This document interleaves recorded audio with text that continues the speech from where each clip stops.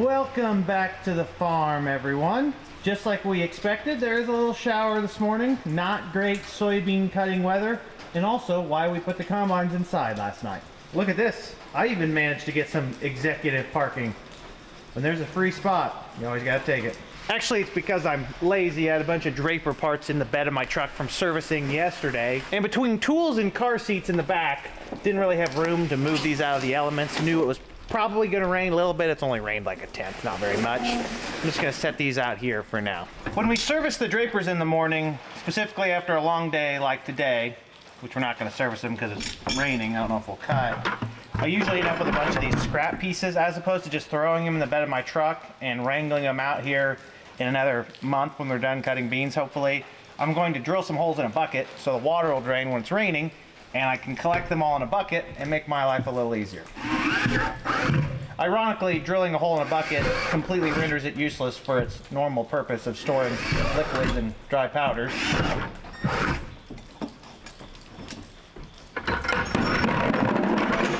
What we really need is a fuel trailer with those fancy service doors, and we can keep our draper parts in them, diesel fuel to get to the combines, all that jazz, and not have to truck everything around. But we spent all our money on the X9, so I don't know if the fuel trailer's in the budget this year.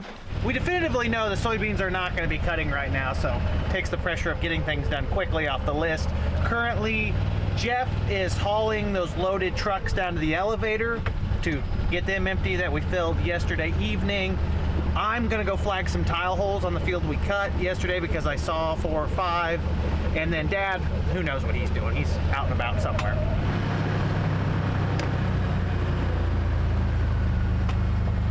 My dad really cracks me up because he's usually on 2 of very different sides of the working spectrum at any point in time. He's either being mind-numbingly productive, like getting so much work done it wears you out even thinking about it, or he's doing absolutely nothing. I saw a pretty big one up here on the terrace part of the field when I was spraying. I think it was on the second terrace though, we're on the first one. There's one right there. We had laterals ran in the bottom of these terraces 2 falls ago, and I see a clay in there. They probably just plowed right through an old clay. The hard part with doing projects on fields like this is that some of this very old clay tile has no mapping, no note anywhere that they were ever installed, so you're not going to know they're there unless you plow through them and see a hole after. That is one odd looking rock. When I pulled up to it, I thought it was a turtle. It doesn't have a normal rock shape to it. It's got like edges. Dinosaur egg maybe? That's actually really cool. I've never seen a rock that's not pretty rounded unless it's been broken. I don't know if it's been weathered. Really interesting shape. I'll put it in the rock pile. We'll see if it hatches in a few years. My work out here is done. Unfortunately, I flagged enough tile holes to run out of flags. Quite a few of them, maybe 8 or 9. A lot of them are on lines that are decaying, and it's kind of to be expected. My consolation prize is that neat looking rock, for whatever that's worth, which is probably nothing. I probably won't service it off of the combine because it's easier that way. 45-foot hinge draper does need some new teeth, quite a few actually. Look at that. Sometimes you just run something through them and then break one, bend one. Wow, it's like you went through a scrapyard. That was at least 3 so far. Not surprising. If you're picking up rocks in the field after the fact, you know that you're gonna have to replace some stuff. This one's bent up, it needs replaced, the guard's broken. Be nice to farm somewhere where there's 0 rocks. It's not out of the realm of possibility that if the rain ceased, the beans would cut, because it hasn't really rained that much, and the beans were fairly dry to begin with. Check the stems, they're not gonna thresh great, especially not one that's still green. You take the pod, also wet, but the beans will come out, albeit it might take a little more horsepower. Then you do your little moisture test. Throw in the old tester, if I can even get them. There we go. 14%. 14%. Probably 14%. I may have to read the manual. I don't know if that's calibrated. Getting a rain and the beans picking up moisture is not a bad thing. For those of you who missed the tail end of the last video or fell asleep by the end of it, the beans across the road, same variety, planted the same day, 34A98 Pioneers, late March. They made 74 bushels an acre on average dry, according to the grain cart scales. across 220 acres at maybe 10% moisture, let's say. So we left a little bit on the table in yield from the moisture loss. These, if they picked up moisture, should have a little bit of an advantage. So the rain is welcomed. It's tough to explain because rain also helps even up the beans a little bit. So if you see like a green pod here, and these don't have as many as the last fields, the rain has a neutralizing effect. It allows the drier beans to pick up moisture and gives the wetter beans a little bit more time to dry out, which helps even out the entirety of the field, making it easier to cut them and not as difficult to blend out any super wet spots. Most of you have probably heard me talk about how beans act like other small grains, wheat. They're very moisture sensitive. They move up and down quickly, unlike corn. They're not going to move a ton in a day. However, first thing in the morning, they could be 15%, 16% if there's a heavy dew. And then by the afternoon, if the beans are ripe, they could be down to 8%, especially if it's warm and breezy. The rain helps us because the pods get wet. They suck up some of that moisture when they were too dry, like yesterday when we were cutting them at 8% at the end of the day. And now, if the rain stops, and it may not be till Monday, we can cut these beans at a more profitable moisture for us. That one's still dry. Man, I can't get these things lined up on the tester very well. These beans actually probably would cut right now. I don't know how well they'd thresh or go across the cutter bar. They would test through the machine, in my rough opinion. This conversation probably raises a few questions for some of you. If having wetter beans helps you, why didn't we wait to cut the beans across when they were all even, maybe get a rain beforehand? It's purely an opportunity cost question. It's a risk to reward. If your beans are dry enough to average out at the elevator at a appropriate moisture that doesn't get you docked, both from moisture and foreign material, green beans would be the main issue, you have to cut them because you cannot ever count on a rain. If it didn't rain and we waited a week to cut them, we could have been cutting those things at 6%. It goes back to my favorite analogy, a bird in the hand is worth more than two in the bush. And we probably actually, in a roundabout way, picked up a little bit of weight because we were cutting some green beans and blending them in. Evens out in the end. These, if the weather clears, maybe we can cut them today. Good habit to just check your oil every morning, even if you're doing something mundane. Well, there's Dad. I don't know if he's been hauling grain all morning or just started. He's gonna help me get these beans off the cart. We cut the ends off yesterday evening on this field, knowing the rain was coming. We got something done. When they're 10%, there's really no risk in loading the cart up to have something to do after it rains. The likelihood of them picking up considerable moisture is pretty slim. Crack the tarp a little bit so I don't collapse the tarp when the grain gets sucked out.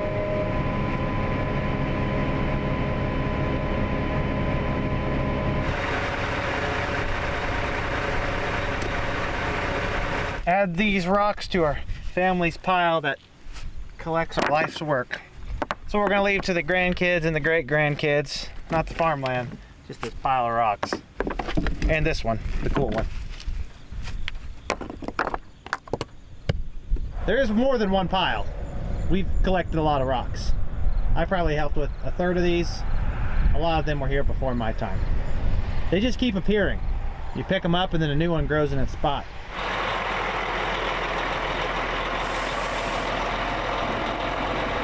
That should be the last load off of the field we completed. We had it on the truck overnight. I never gave you guys any updates. We did end up selling that extra truck to a neighbor. It was a 96 or 97 International Cummins engine, 10-speed transmission, like 250,000 miles, give or take 50,000, I can't remember. Guy up the road knew we had one for sale, came and looked at it, and we sold it to him. It was a good truck, so like you don't feel bad selling a good truck to a neighbor. It's when you have a truck that's questionable, you're like, well, I don't know if we should sell that to the neighbor because if it has an issue, we don't want to feel bad about it breaking down. This one though, couldn't have got a better truck. I think he got it at a good value. I was advocating to keep it because I thought the value of the truck made it worth just having in the barn.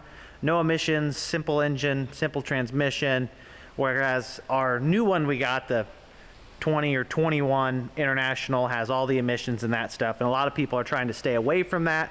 So we'll see if reliability is an issue on that truck long term. We haven't had it long enough to know. Starting to sprinkle again. The first day we had this X9 out, it had that right separator loss sensor plugging issue, and it was showing an error code. Randy from Sloan's came out yesterday and found out that some of the threshing components were kind of covered and caked in wet chaff, probably from the previous harvest and the other farmer. So now Dad's in the machine right now, trying to make sure everything's clean so it doesn't give him any issues. And he says that yesterday, when he cut another 150 acres or whatever, it didn't give any issues. So just preventative maintenance at this point. This has all got crap in it. It looks like the sieves are clean pretty much. But what about that up there? See that? Those are full. I don't know why after a day of running there's still corn cobs in here. This is all loose. What would have caused that? What did they run through? Wet corn. I think Mother Nature has taken our decision making out of the equation. It's sprinkling, raining on and off, overcast and cool. No way we cut beans today. I consulted with Ron from Hartung Family Farms, the X9 engineer slash expert who happens to run case equipment on his family's farm. I have to point that out ironically. It's not up to him.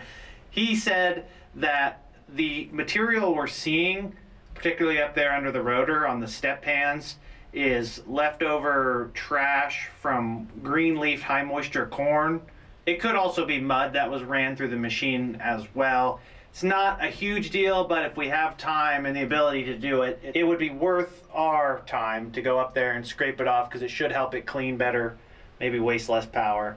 We might do this afternoon, we might not. Either way, we got a good sample yesterday, and this thing was absolutely chewing through the soybeans. So it's not the end of the world, I don't think. Wow, talk about lucking out.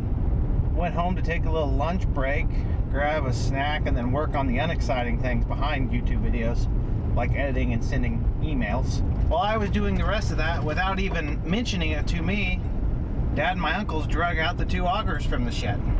If that's the kind of treatment I get for not showing up to work, I'm not going to show up more often. That's okay. There's always more to do. We're going to change what teeth we can on the 45-foot draper while it sits on the trailer.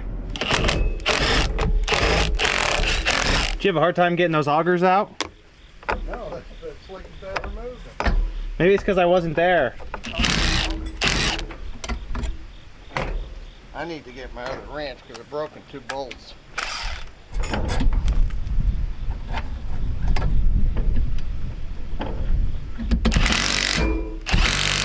Okay, I did my one. Now time to quit for 5 days and come back later. Uh-oh. Minimal moisture on the ground this morning. Not much dew overnight, or it's already cleared, so we may be able to cut a little bit today on Saturday. Chickens, do you have any information to provide? No? Didn't think so. We hardly ended up with any rain, though it was overcast pretty much all day into the evening. I think we got like 4 or 5 tenths. The sun came out for a few hours, which makes a pretty positive impact for the following day. Still tough. Very tough. Pods are definitely a little more giving than yesterday afternoon. Probably 14 to 15% moisture. If we get some sunshine, it should go in 2 hours. It's 8 o'clock right now. If we could run at 10 a.m., that'd be really nice. We decided to take these earlier fields of soybeans to commercial storage, whoever's available and competitive, as opposed to filling our bean bin around home. On-farm storage gives you a lot of flexibility with blending moistures and doing that, whereas these fields have been relatively consistent other than having some green beans in them. The only problem is that because it's still the forward-facing edge of harvest, most elevators aren't even open on the weekends yet. Permeate at Coal Station, formerly Tate and Lyle, northwest of Mattoon, is going to be open till noon today because they're loading a train. If we could cut by 10 o'clock, we could finish this last 80 acres, at least have the remainder on the truck and the grain cart. We'll see what happens. Might as well do something on our drying time. Check other fields, different planting dates, different varieties. Some of these still have a long way to go before they'll cut. Did I say it rained 4 tenths or 4 hundredths earlier?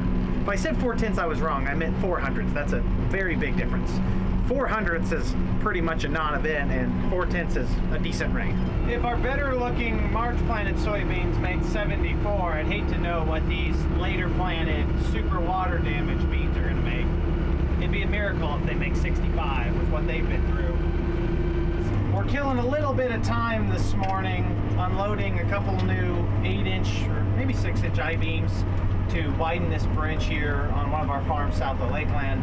It's already extremely over-engineered. We'd like a little bit wider though to fit the big combine. Yes, we have other bridges that are much sketchier. This one seems to get all the good treatment though. It's already got a pretty strong base that we did 6-7 years ago, maybe longer. And one more in here. We have to pour new concrete on both sides a little bit to anchor it down, and then we should be good.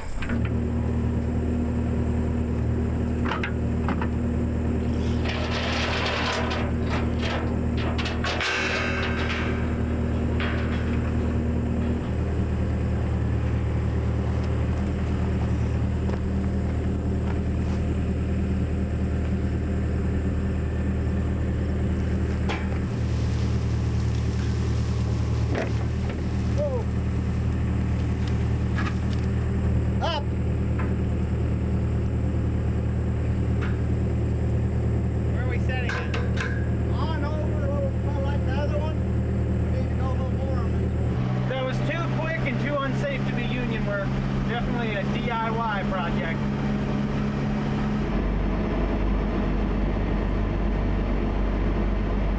It's warmed up enough that I'm happy to be out of the backhoe because the air conditioning fan, or just the blower fan in general, works intermittently, and it chose to stop working right as it warmed up today. Did you look at those beans?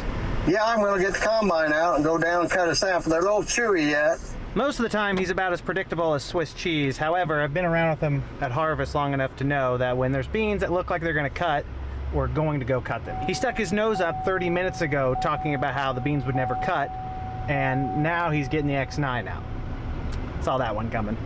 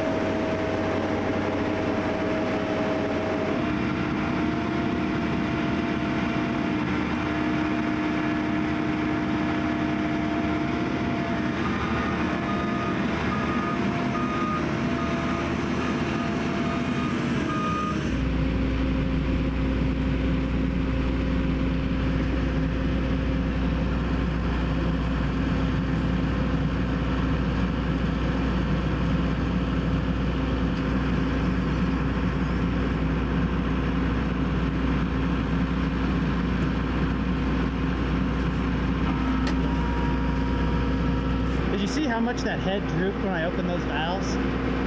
These things got a lot of flex in them.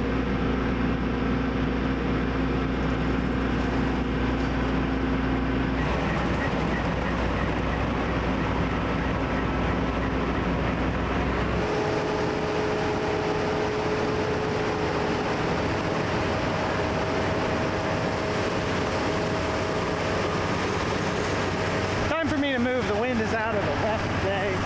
Maybe southwest.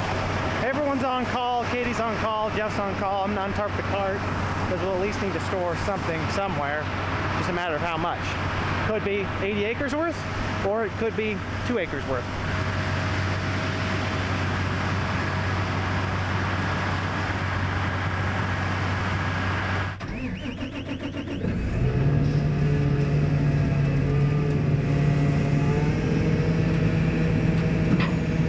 Combine's making an awful lot of dust for the beans being too wet. Takes time to get the other one here.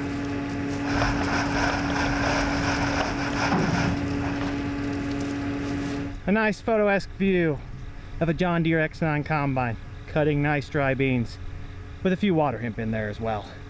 Kind of muddy the image a little bit. Showing 14. Dad says he wants to wait.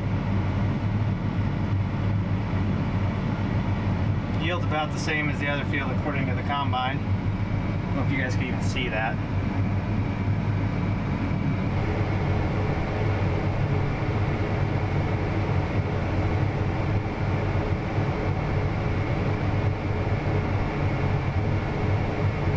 What'd they average, you think? 15? 15.5.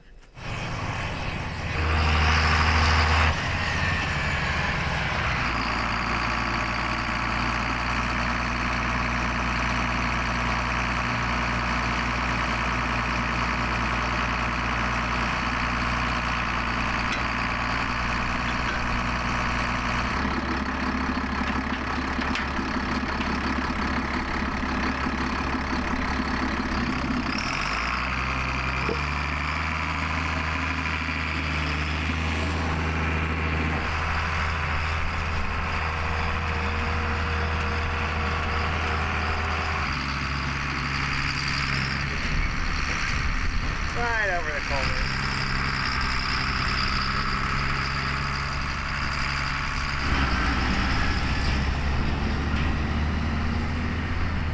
When you're the boss, you can do those kinds of things. He could have probably snapped that pole off without any kind of repercussion other than paying to fix the pole. And no, we're not planning on storing beans right now. We're just killing time while the beans dry. This auger is just short enough that you don't need the steerable rear axles on it. If you get much longer than this, you have to have that, almost like an all-wheel steer head cart where the back end will come around, or else you won't be able to get it around corners. They're too long. Once upon a time, I do recall seeing a hilarious picture from one of my buddies that I do believe watches my videos. It looked like they turned a corner on a country road that was a little challenging with a longer auger than this, I believe, and they just snapped a power pole clean off coming around. I don't know if it damaged the auger or not. But I do know you do watch my video, so good luck. Hope harvest is going good for you. Perfect. That's exactly where I would have parked it. Between the Heggie and the garden. That was my first guess.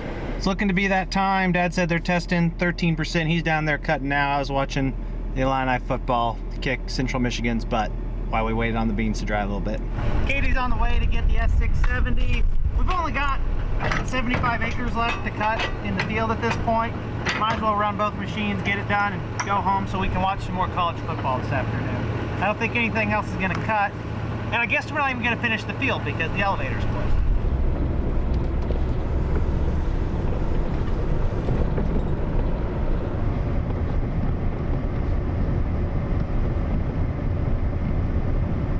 Even at 13% moisture, we're making one heck of a dust.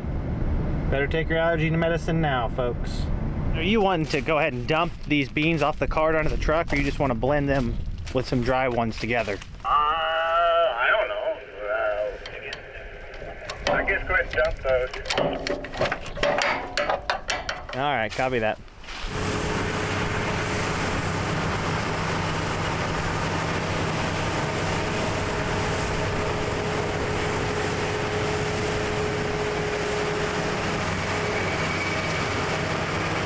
Man, it's hot in here. Feels like summer again. Yesterday was fall, today's 90 degrees. It's great soybean cutting weather, just not good weather to get into the tractor unless the air conditioning's been running. We're blending off some of these wet beans, putting some on the front and the back, just so all of our moisture from the earlier cut ones isn't in one spot. The X9 alone is going to have all of our rolling storage filled quickly.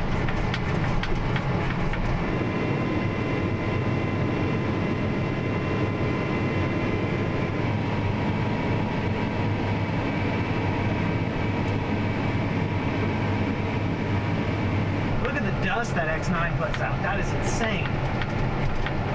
It almost looks like he needs to get his draper a little bit more against the ground. On that hinge draper, it would involve changing the settings from light to typical to heavy, because I believe heavy means more weight on the ground, and more weight on the ground means a better cut, I think.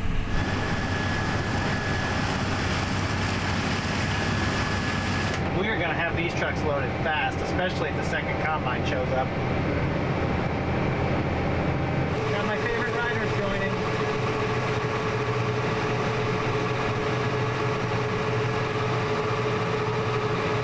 Where are you sitting at?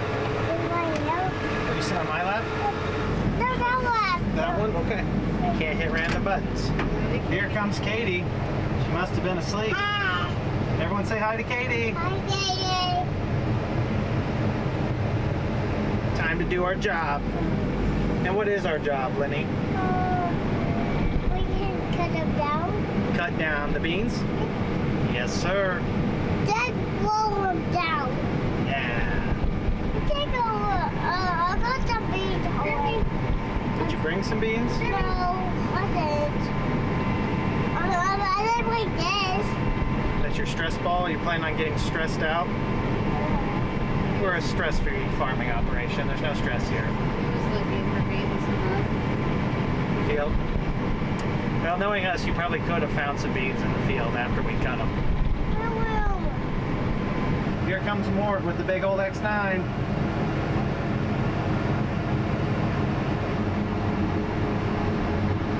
Think he can see you? Bye, Katie again. Say hi, Mort. Hi, Mud.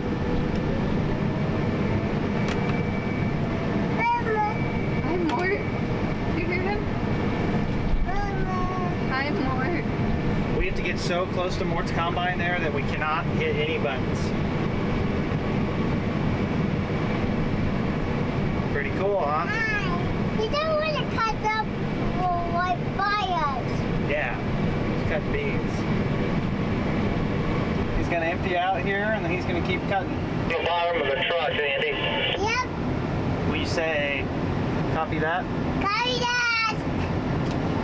Keep this. We're gonna keep running. Katie's firing up her machine right now.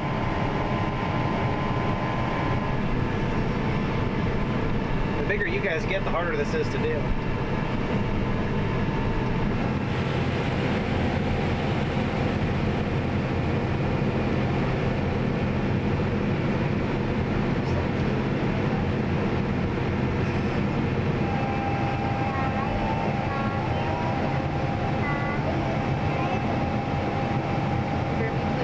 Grammy, Mommy, what do you guys have to say about harvest? Grammy's rooting for the Illini and possibly thinking about taking a nap. What are you drawing? Dumping the blades like this, Yeah.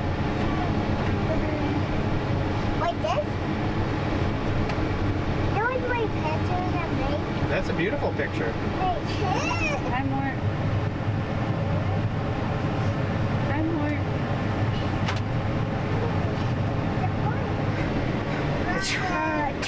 That's a good That one. was yawn. We're back to an empty cab now. They stayed for an hour or so. The boys are at an age where this either goes really well or off the rails very quickly, and we were kind of in the middle there today. Loaded 3 trucks, about to load the 4th. Don't ask me where the extra truck came from. We somehow got one dumped somewhere. I really don't know. I don't have that kind of pull. I'm just the grain car guy. I don't think we're going to get much cutting done after this. We'll lack maybe 20 acres on the field when we're done. We need to get the grain tank extension on that X9 because it fills up so fast. Holds about 400 bushels of beans, and that's probably not realistic. It probably holds less than that of beans stock. Beans take up more space per bushel than corn. He needs to empty the tank all the time, and I think another 180 bushels of storage would make a big difference. It looks like we're back down to 12-13% moisture. That's where we want to be if we're loading the trucks. Trucks are full, grain carts completely empty. Not much cutting left.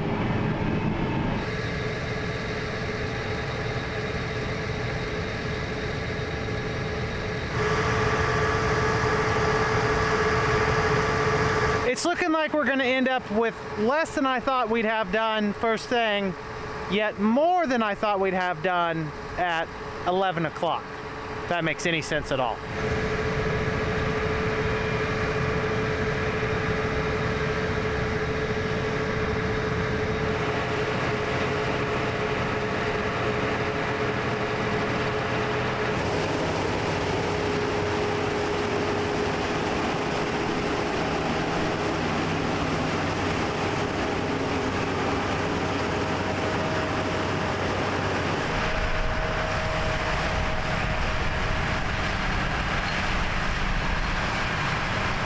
Got that super old barn on my list of things that are going to need cleaned up in the next 5 years, and I just added this tree by the power pole to my very long list of things that need chainsawed this winter.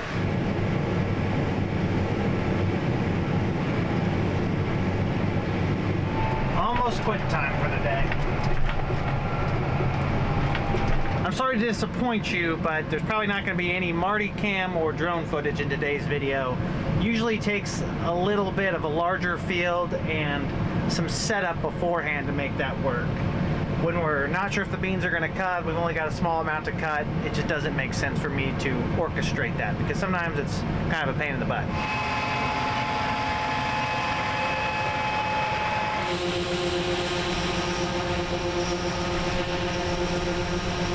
Just shooting from the hip here, I think these beans are a couple bushel better than the previous field. Planted the same day, same variety. That difference is honestly probably from the moisture they got from the rain. Those were cut at, let's say 10%, a little bit above 10 on average, and these are coming in 12 to 13. There's 2 bushel right there.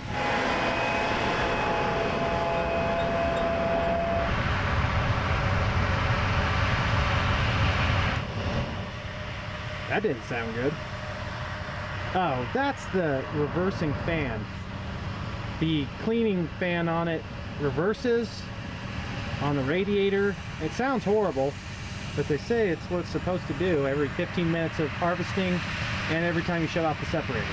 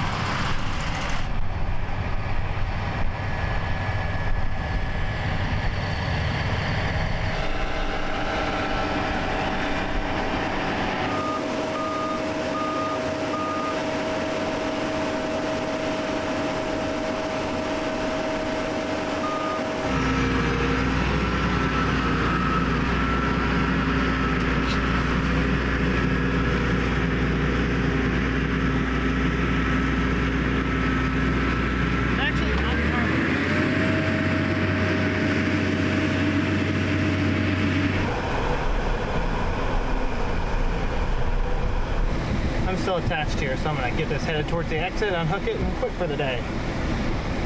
For those of you who are keeping track, today is Saturday, tomorrow is Sunday, so we're not going to be able to do anything tomorrow because the elevators aren't open. These early beans were taken to commercial storage as opposed to filling our bin space immediately. Our bin space allows us much more flexibility, and we don't have enough space to fit all of our beans. So that's why we have to shut down. We're out of truck space, grain cart space, even though there's a little bit of dry beans left in the field. So we'll get a 1-day break, and then I think when we come back on Monday, the rest of these will obviously cut unless it rains a bunch, and then those mid-April planted 3-1s over in Windsor, about 15 miles to the west, should also cut, although the jury's still out on those. Need to actually go look at them visually. I'm taking off though. You'll have to tune into the next video to see how this field yields. I appreciate you all watching. Peace!